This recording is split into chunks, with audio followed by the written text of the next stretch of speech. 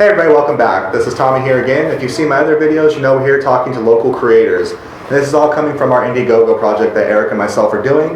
We're raising money for our book, The Raven. But we want to go around talking to other local creators and artists and kind of talk about what goes into creating something from scratch, something from your own mind that's indicative of your personality. So we're here at Tucson Constant Con once again. You probably saw my interview with Frank Powers, so you know about Mr. Mangold, who's watching us to make sure that Hector doesn't say anything inappropriate on behalf of the company. I mean, just look at him, he just looks dirty. But let's talk to him and find out who he is. Hector, tell us a little bit about yourself.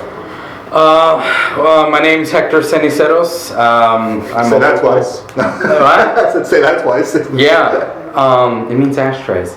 And I don't smoke. Irony. Yeah, local artist in Tucson. I have a comic book, The Golden Tortilla Boy. I do art. A lot of people know for the cereal parodies. That was my first introduction to you. We kind of were two tables apart at Tucson Comic Con this last year. I walked by, definitely caught my eye and stopped me for a minute. I liked them. Oh, thank you. I mean that's it. I'm just trying to get as much art out there as possible, and yeah, I think I'm fun. Here, let me ask you this question based on that again, because a lot of your serial parodies are just that, they're parodies using some licensed characters, but they're parody form.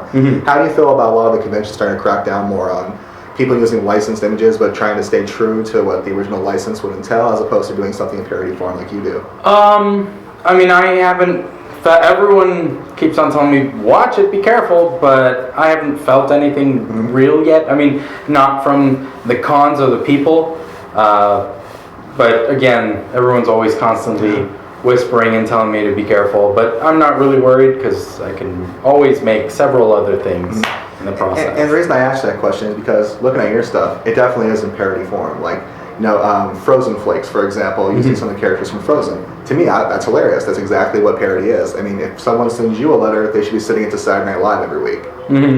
But don't get me wrong, this is where I might catch some flack for some of my friends, but I do believe I shouldn't be drawing Cyclops exactly like Jim Lee drew Cyclops, like the same poses. I can appreciate an interpretation, which, if you draw on some paper, show it to me, that's awesome. But when I see 40 of them on the wall for sale, that's when I'm like, like if someone did that with one of my characters, I would not be so happy. But at the same time, that's why we're here talking. We're both independent creators. So my characters aren't as well known. What really brought you into the world of making comic books? Why would you do that to yourself, essentially? Because I was told I couldn't. Oh, good answer. Basically, a couple of years ago, family members would say I would never be able to do anything in this area that I've loved all my life. I always danced around it. I never took it very seriously. But then one year, a cousin told me that I'll never do it. That I mean, there's a dime a dozen, never be done. And I swore to him that before the year ended, I would at least have one comic book done and someone will buy it. And it took a lot less than that.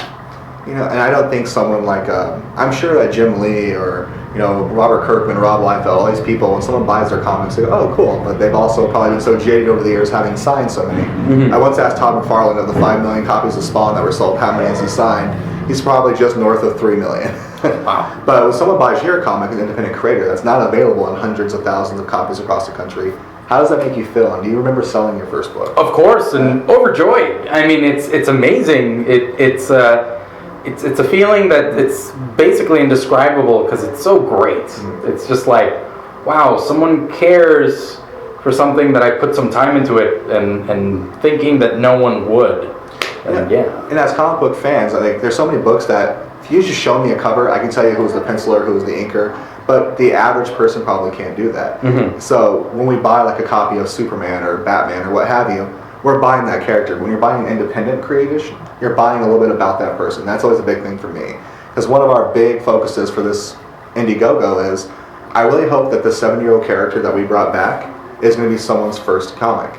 So have you ever sold a book to anyone thinking this might be their first book? I know for a fact I have, and it was really nice. It brought a big smile to my face. I did an event at Bookman's once, and there was this sweet, awesome girl. She was doing a photo shoot, and she wanted to introduce comics to her son, and she's like, I'm going to read this to him like every day for for years, and I've talked to her since, and says that her kid loves it, that So he's cool. in love with it, and he loves it. Yeah, just great stuff.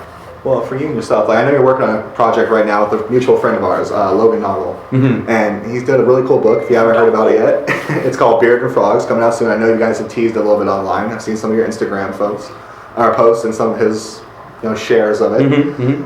I actually worked with Logan on his first book. I helped him letter it, and I designed the logo and everything for him. Cool. So the reason I wanted to get involved with him so bad, because like me, he's a writer. I have no artistic talent what to speak of. I'm okay with Photoshop, and that's like designing logos and that kind of stuff. So I wanted to make sure he got a chance. I kind of wanted to groom him a little bit of, here's what I did, don't make the same mistakes. I wasn't telling him what to do, I was telling him what not to do. And I'm so glad that you're helping bring Beard and Frog to fruition, because when he first told me about that story, I hate to use it because it's corny, you saw that little glimmer in his eyes, like this is a story that he has to tell. So what made you want to work with Logan on it? And just working with people in general outside of your own books, like, I have a big soft spot for Logan in my heart. He's a real cool dude. I mean, I met him like a little bit over a year ago, and it's just that instant click where you make friends with him right away. So I had the same thing with him. Like we met at a convention, and my wife and I were going out of town, and I was helping letter the book. I was like, "Hey, can I give you keys to come in and check on the place?" Barely knew the dude, but just as soon as you meet him, you're like, "This is a guy that I can trust with my daughter." Of course, we're not that far apart in age, so my daughter would be like 4, which is kind of creepy now that I'm thinking about it. It's to 2016. You never know. Hey, Trump might be president. Yeah, then we're all. So, who are some of your influences? Well, growing up, I really loved the Kuberts, all their stuff. I used to dive in books, just checking out all the boxes and seeing them, all their art. I would copy their art a lot. Jim Lee, of course, Joe Madureira. I really loved Scott Campbell. I loved, when I was really, really young, I would just copy them and just try to do something like that. You were apprenticing under them and they had no idea. Yeah. So I would do that. I don't know if it actually shows in my art, but I like doing that. Also cartoons, Saturday morning cartoons, just watching them and copying Looney Tunes and Ninja Turtles, stuff like that. And I think a lot of people are going to notice that trend with everyone I interview. I think a lot of us were of that same age demographic, that the Saturday morning cartoons of our youth didn't treat us like kids for the most part. I mean, they did, they didn't. Like Looney Tunes, for example. There were so many hidden jokes in there that I only get now as an adult that I had no idea about when I was younger. But that definitely influenced my writing style, my sense of humor, and I'm sure it has you, especially seeing a lot of your prints. But with that being said, what was your first superhero? Like, what do you mean, like that I started reading or that I remember?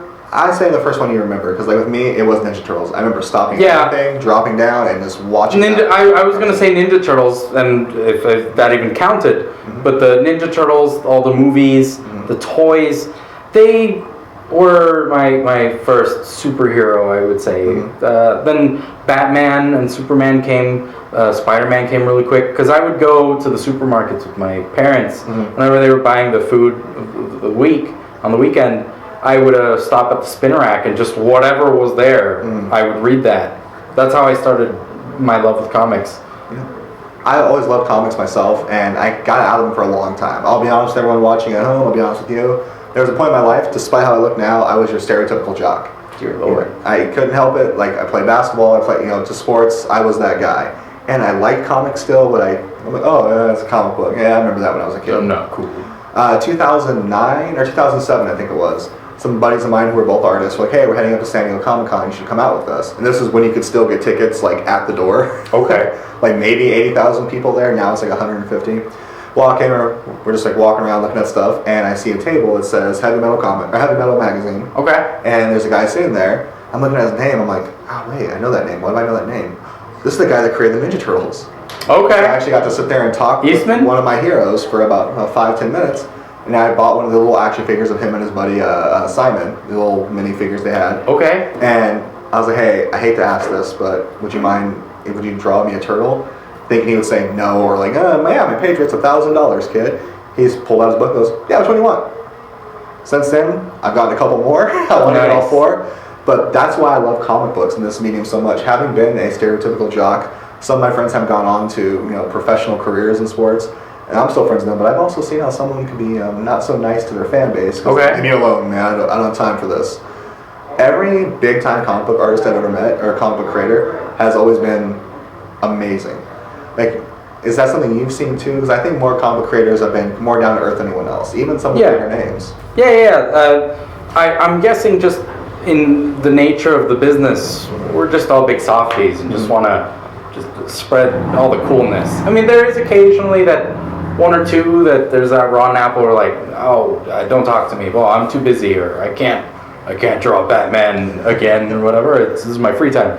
After the show, I'll tell you about some of those names. He knows who he is. No, but in general, everyone's really just the kindest guy, and they want to help out. Especially because that's how I also, when I got started, I went to the either Amazing or Phoenix Comic Con, whatever one is in around October, December, or something like that. That would be Amazing Con. I went to that one, and I literally would go from table to booth.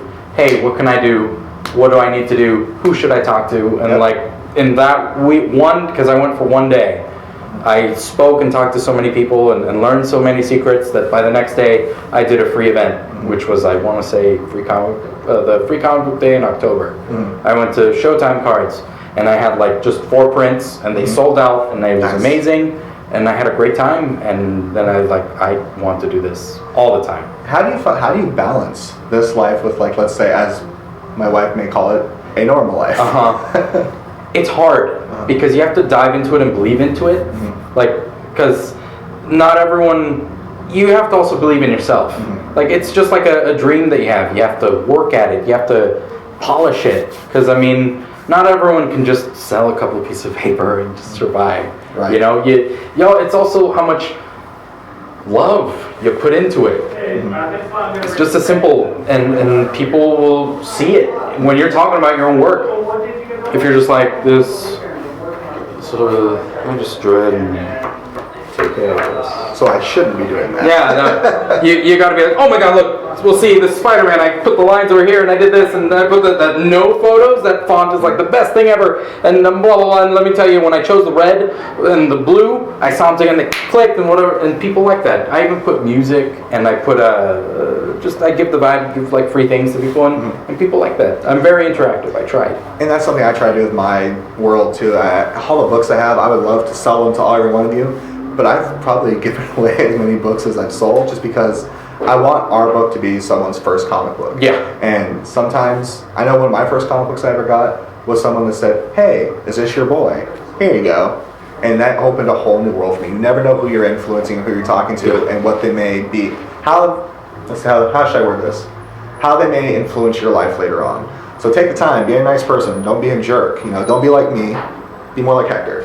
Hector, thank you so much, man. Hit them with some of your handles online so they can check you out. Just Hector Ceniceros. So Ceniceros, Ceniceros. That's at Twitter. Jamon Red, JAMON